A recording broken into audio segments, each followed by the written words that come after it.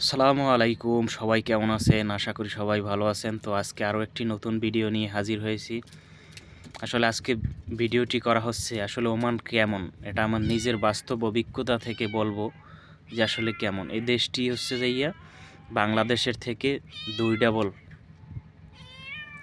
এমনটাই হবে 2 ডাবল একটু বেশি কম বেশি হবে হয়তো। তো আসলে এ জায়গায় আপনি যদি কেউ ফ্রি ভিসায় আসে কাজের উদ্দেশ্যে, তাহলে বলবো এদেশে না আসাই ভালো, কারণ এদেশে কোনো কাজ নাই। আর কাজ পাওয়া যাবে যদি আপনার পরিচিত কোনো পুরান লোক থাকে, তাহলে আপনি হয়তো কাজ পাবেন। আর কাজ পাইলেও টাকা পাইবেন না, কারণ এদেশে মানুষ কাজ করাই এখন বর্তমানে কোনো টাকা দেয় না, টাকা নিয়ে ঘুরোঘুরি করে। তো যারা বাহিরে আছে, বাহিরে কাজ করে, তাদের খুব সমস্যা। কারণ আমি নিজেই অভিজ্ঞ একজন। এই 2 বছর ধরে ঘুরতে আসি। আমার প্রায় 6-7 মাসের টাকা এ জায়গায় ও জায়গায় শেষ। ওই টাকা আর আমারে দেয় নাই। এই দেশের মেইন সমস্যা হয়েছে যে কাজ নাই। আর কাজ যা আছে, কাজ করাইলে টাকা দেয় না, টাকা নিয়ে ঘোরাঘুরি করে। এমনি অন্যান্য দিক থেকে, অন্যান্য দেশের থেকে এই দেশটা অনেক ভালো ছিল, কিন্তু কাজ হইবে কি? কোনো কাজ নাই। আর কাজ যা আছে টাকা দেয় না। অন্যান্য দেশে আপনার পতাকা লাগাইতে 2 লাখ 3 লাখ এভাবে টাকা লাগে, কিন্তু এদেশে 1 লাখ টাকার মধ্যে হইয়ে যায়। কিন্তু কাজ হইবে কি? এদেশে কাজ নাই। আর বিশেষ করে যাদের পরিচিত লোক নাই, তারা এইসব দেশে না আসাই ভালো, কারণ এসব দেশে কোনো কাজ নাই। কাজ না থাকার কারণে হাজার হাজার প্রবাসী, ওমান প্রবাসী রুমে বসে আছে। কাজ করবে, কাজ নাই, খাবারের টাকা নাই। এদেশে শুধু আছে পাথরের পাহাড় আর পাথর আছে, আর কিছুই নেই এদেশে। বর্তমান সময়ে এদেশে কিছুই নেই। এর থেকে বাংলাদেশ হাজার গুণে ভালো।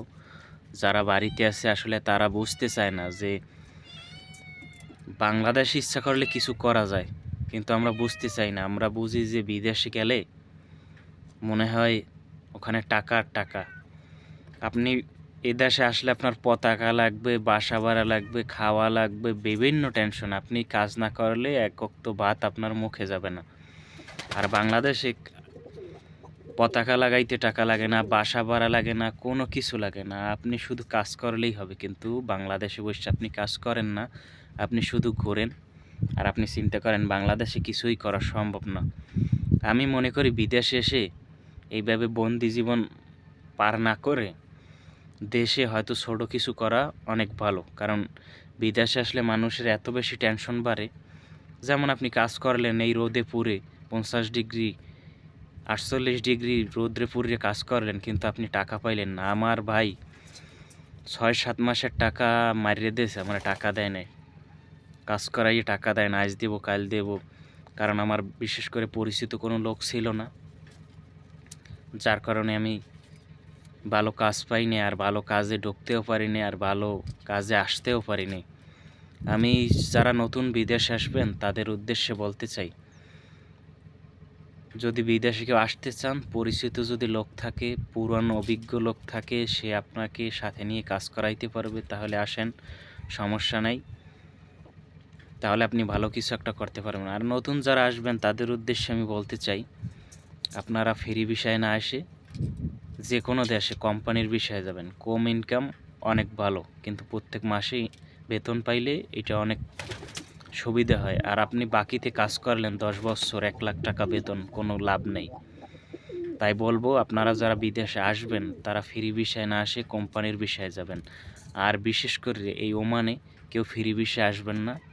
আসলে বাড়ি থেকে টাকা পয়সা নিয়ে আসবেন, আর চিন্তা ভাবনা দেশে ফালাই আসবেন। এখানে রুমে শুয়ে শুয়ে খালি মোবাইল চালাইবেন, বাস।